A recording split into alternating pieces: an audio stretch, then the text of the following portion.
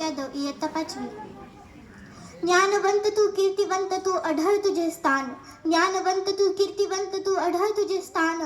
तुझ्या पूजनी विनीत होणे हाच आमचा सन्मान, हाच आमचा सन्मान.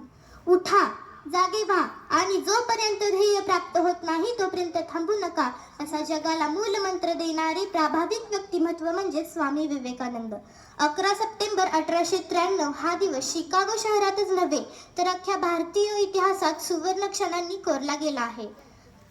शिकागो येथील जगप्रसिद्ध पार्लमेंट ऑफ रिलिजनच्या सभागृहात 30 वर्षीय भारतीय तरुणाने आपल्या ओघवत्या भाषणाने अख्ख्या जगाला मंत्रमुग्ध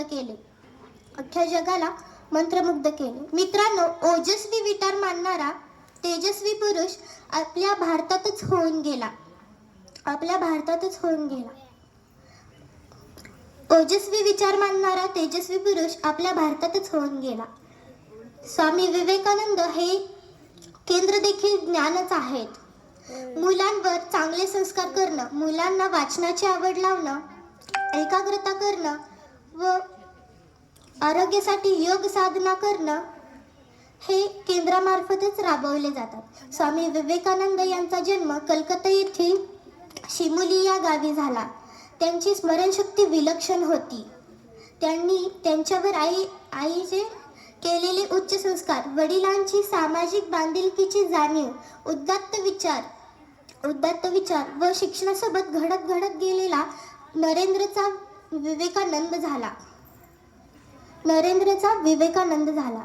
12 जानेवारी आपण युवक दिन म्हणून साजरा करतो, कारण त्या दिवशी स्वामी विवेकानंद यांचा जन्मदिन. कर्मकांडांकरून विरुद्ध करणारा